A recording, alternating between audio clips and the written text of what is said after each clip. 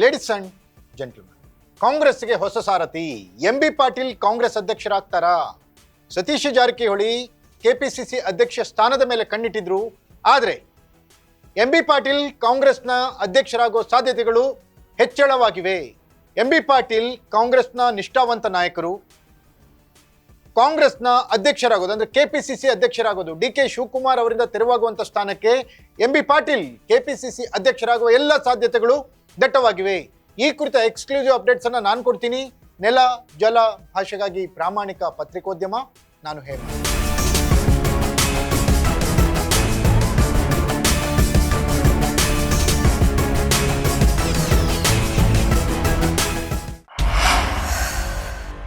S ವೀಕ್ಷಕರೇ, ರಾಜ್ಯದಲ್ಲಿ ಬದಲಾವಣೆಯ ಪರ್ವ.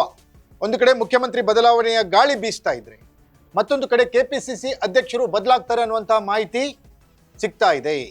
ಕೆಪಿಸಿಸಿ ಅಧ್ಯಕ್ಷ ಸ್ಥಾನಕ್ಕೆ ಸತೀಶ್ ಜಾರಕಿಹೊಳಿ ಈಗಾಗಲೇ ಲಾಬಿಯನ್ನು ನಡೆಸ್ತಾ ಇದ್ರು ಕೂಡ ಕೆಪಿಸಿಸಿ ಅಧ್ಯಕ್ಷರಾಗಿ ಎಂಬಿ ಪಾಟೀಲ್ ಪ್ರಬಲ ಲಿಂಗಾಯತ ನಾಯಕರನ್ನ ಕೆಪಿಸಿಸಿಗೆ ತರುವಂತಹ ಎಲ್ಲಾ ಸಾಧ್ಯತೆಗಳು ದಟ್ಟವಾಗಿವೆ.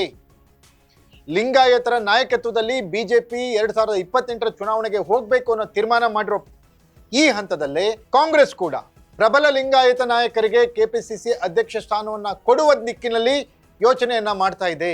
ಹಾಗೇನಾದ್ರೂ ಆದ್ರೆ ಈಶ್ವರ್ ಖಂಡ್ರೆ ಒಂದು ಕಡೆ ಲಾಬಿ ಮಾಡ್ತಿದ್ದಾರೆ, ಆದರೆ ಎಂಬಿ ಪಾಟೀಲ್ ಕೆಪಿಸಿಸಿ ಅಧ್ಯಕ್ಷರಾಗೋದು ಪಕ್ಕಾ ಅನ್ನುವಂಥ ಸ್ಪಷ್ಟವಾದಂಥ ಮಾಹಿತಿ ಹೈಕಮಾಂಡ್ ಮೂಲಗಳಿಂದ ತಿಳಿತಾ ಇದೆ. ಎಂಬಿ ಪಾಟೀಲ್ ಕೆಪಿಸಿಸಿ ಅಧ್ಯಕ್ಷರಾಗಿ ಆಯ್ಕೆಯಾಗ್ತಾರಾ ಅನ್ನೋ ಕುತೂಹಲ ಈಗ ಕರ್ನಾಟಕ ಕಾಂಗ್ರೆಸ್ನಲ್ಲಿ ಮನೆ ಮಾಡಿದೆ. ನಾನು ಕೆಪಿಸಿಸಿ ಅಧ್ಯಕ್ಷ ಅನೇಕ ಸಲ ನನಗೆ ಸಂದರ್ಭ ಬಂದಿತ್ತು. 2 ಸಲ ನನಗೆ ಅವಕಾಶ ಕೊಟ್ಟಿದ್ರು. ಕಾರಣಾಂತರದ ನೀರಾವರಿ ಮಂತ್ರಿ ಇದೆ, ಆಡಿದ್ರು ನೀರು ಮುಂದುವರಿಬೇಕು ಅಂತೇಳಿ ನಾನು ಆ ಸಂದರ್ಭದಿಲ್ಲ. 2 ಸಲ ಬಂದಿತ್ತು ಅವಕಾಶ. ಇಲ್ಲ ಪಕ್ಷ ನನಗೆಲ್ಲಾನು ಕೊಟ್ಟಿದೆ. ಎಸ್ ವೀಕ್ಷಕರೇ, ಈಗಾಗಲೇ 2 ಬಾರಿ ಕೆಪಿಸಿಸಿ ಅಧ್ಯಕ್ಷರಾಗುವ ಅವಕಾಶ ಬಂದಿತ್ತು ಅಂತ ಸ್ವತಃ ಎಂಬಿ ಪಾಟೀಲ್ ಬಹಿರಂಗಪಡಿಸಿದ್ದಾರೆ. ಕೆಪಿಸಿಸಿ ಅಧ್ಯಕ್ಷರಾಗಿ ಎಂಬಿ ಪಾಟೀಲ್ ಅವರ ನೇಮಕಕ್ಕೆ ಹೈಕಮಾಂಡ್ ಒಲವು ತೋರಿಸಿತ್ತು ಅಂತಾನೂ ಹೇಳಲಾಗ್ತಾ ಇದೆ. ಯಾಕಂದ್ರೆ ರಾಹುಲ್ ಗಾಂಧಿ ಅವರಿಗೂ ಕ್ಲೋಸ್ ಆಗಿದ್ದಾರೆ ಎಂಬಿ ಪಾಟೀಲ್. ಯಾರೋ ವಿರೋಧವನ್ನು ಕಟ್ಕೊಂಡಿಲ್ಲ. ಸಿದ್ದರಾಮಯ್ಯನವರ ಆಪ್ತ ವಲಯದಲ್ಲಿ ಗುರುತಿಸಿಕೊಂಡಿದ್ದಾರೆ. ಕೆ.ಸಿ. ವೇಣುಗೋಪಾಲ್, ಸೋನಿಯಾ ಗಾಂಧಿ ಅವರ ಜೊತೆಗೂ ನಿಕಟವಾದಂಥ ಒಂದು ಬಾಂಧವ್ಯವನ್ನು ಇಟ್ಕೊಂಡಿದ್ದಾರೆ.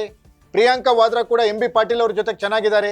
ಹಾಗಾಗಿ ಹೈಕಮಾಂಡ್ನ ಮಟ್ಟದಲ್ಲಿ ವಿಶೇಷ ಒಲವನ್ನು ಗಳಿಸಿರುವಂತಹ ಎಂಬಿ ಪಾಟೀಲ್ ಕೆಪಿಸಿಸಿ ಅಧ್ಯಕ್ಷರಾಗಬೇಕು ಅಂತ ಹೈಕಮಾಂಡ್ ಬಯಸಿತ್ತು. ಇವನ್ ಮಲ್ಲಿಕಾರ್ಜುನ ಖರ್ಗೆ ಅವರು ಕೂಡ ಎಂಬಿ ಪಾಟೀಲ್ ಅಧ್ಯಕ್ಷರಾಗಲಿ ಅಂತ ಹೇಳಿದ್ರು.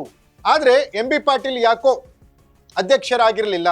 ಅವರು ನೀರಾವರಿ ಮಂತ್ರಿಯಾಗಿ, ಕೈಗಾರಿಕಾ ಮಂತ್ರಿಯಾಗಿ ಅಪಾರ ಪ್ರಮಾಣದ ಸೇವೆಯನ್ನು ಸಲ್ಲಿಸಿದ್ದಾರೆ. ಇಂಥ ಎಂಬಿ ಪಾಟೀಲ್ ಈಗ ಕೆಪಿಸಿಸಿ ಅಧ್ಯಕ್ಷರಾಗೋದು ಕನ್ಫರ್ಮ್ ಅನ್ನುವಂಥ ಮಾಹಿತಿಗಳು ಸಿಗ್ತಾ ಇವೆ. ಮುಂದುವರೆ ಕೆಪಿಸಿಸಿ ಅಧ್ಯಕ್ಷ ಹಾಕಿವ ನಿಮ್ಮ ಮುಂದೆ ಹೇಳಿದ್ರೆ ನಮ್ಗೆ ಏನು ಹೇಳ್ಬೇಕಾಗಿತ್ತು ನಮ್ಮ ಹೈಕಮಾಂಡ್ ಮುಂದೆ ಹೇಳ್ತೀವಿ. ನಿಮ್ಮ ಮುಂದೆ ಹೇಳಿದ್ರೆ ಏನು ಪ್ರಯೋಜನ ಅದದು? ಯಾರು ಅದೇನೊಂದು ಕಾಂಗ್ರೆಸ್ ಪಕ್ಷ ನಾವು ಅಲ್ಲಿ ನಮ್ಮ ಹಿರಿಯರೇನು ಚರ್ಚೆ ಮಾಡ್ತೀವಿ, ಅವಾಗ ನಮಗೇನು ವಿಚಾರಗಳನ್ನ ನಮ್ಮ ಭಾವನೆಗಳನ್ನ ವ್ಯಕ್ತಪಡಿಸುತ್ತೀವಿ. ಎಸ್ ವೀಕ್ಷಕರೇ, ಎಂಬಿ ಪಾಟೀಲ್ ಕೆಪಿಸಿಸಿ ಅಧ್ಯಕ್ಷರಾಗೋದು ಬಹುತೇಕ ಖಚಿತ ಅನ್ನುವಂಥ ಮಾಹಿತಿಗಳು ಸಿಗ್ತಾ ಇದ್ದಾವೆ. ಸತೀಶ್ ಜಾರಕಿಹೊಳಿ ಅವರು ಅಧ್ಯಕ್ಷರಾಗಲೇಬೇಕಂತ ಓಡಾಡ್ತಾ ಇದ್ದಂಥ ಸಂದರ್ಭದಲ್ಲೇ ಎಂಬಿ ಪಾಟೀಲ್ ಅವರ ಹೆಸರು ಮುನ್ನೆಲೆಗೆ ಬಂದಿದೆ. ಮುಖ್ಯಮಂತ್ರಿ ಬದಲಾವಣೆಯ ವಿಚಾರದಲ್ಲಿ ಸಿದ್ದರಾಮಯ್ಯ ಮತ್ತು ಡಿಕೆ ಶಿವಕುಮಾರ್ ನಡುವಿನ ಹಗ್ಗಜಗ್ಗಾಟದಲ್ಲಿ ಡಾಕ್ಟರ್ ಪರಮೇಶ್ವರ್ ಅಥವಾ ಮಲ್ಲಿಕಾರ್ಜುನ ಖರ್ಗೆ ಅವರು ಮುಖ್ಯಮಂತ್ರಿ ಆಗೋದು ಎಷ್ಟು ಸಾಧ್ಯತೆ ಇದೆಯೋ ಅದಕ್ಕಿಂತ ಹೆಚ್ಚಿನ ಸಾಧ್ಯತೆ ಡಿಕೆ ಶಿವಕುಮಾರ್ ಮತ್ತು ಸತೀಶ್ ಜಾರಕಿಹೊಳಿ ಅವರ ನಡುವಿನ ಕೆಪಿಸಿಸಿ ಅಧ್ಯಕ್ಷ ಸ್ಥಾನದ ಜಟಾಪಟಿಯಲ್ಲಿ ಇವರಿಬ್ಬರನ್ನ ಬಿಟ್ಟು 3ನೇವರು ಎಂಬಿ ಪಾಟೀಲ್ ಕೆಪಿಸಿಸಿ ಅಧ್ಯಕ್ಷರಾಗ್ತಾರೆ ಅನ್ನುವಂತಹ ಸಾಧ್ಯತೆಗಳು ಅದಕ್ಕಿಂತ ದಟ್ಟವಾಗಿವೆ. ಹಾಗಾದ್ರೆ ಕೆಪಿಸಿಸಿ ಅಧ್ಯಕ್ಷ ಸ್ಥಾನದಿಂದ ಡಿಕೆ ಶಿವಕುಮಾರ್ ನಿರ್ಗಮಿಸ್ತಾರಾ? ಕೆಪಿಸಿಸಿ ಅಧ್ಯಕ್ಷ ಸ್ಥಾನದ ಮೇಲೆ ಕಣ್ಣಿಟ್ಟಿರುವಂತಹ ಸತೀಶ್ ಜಾರಕಿಹೊಳಿ ಅವರಿಗೆ ಈ ಪಟ್ಟ ಸಿಗಲ್ವಾ? ಎಂಬಿ ಪಾಟೀಲ್ ಕೆಪಿಸಿಸಿ ಅಧ್ಯಕ್ಷರಾಗಿ ಆಯ್ಕೆಯಾಗ್ತಾರಾ? ಕಾದು ನೋಡಬೇಕಿದೆ. ಇದಾಗಿತ್ತು ಎಕ್ಸ್ಕ್ಲೂಸಿವ್ ಸ್ಟೋರಿ. ನೆಲ ಜಲ ಭಾಷೆಗಾಗಿ ನೋಡ್ತಾ ಇರಿ ಫೋಕಸ್ ಟೀಮ್.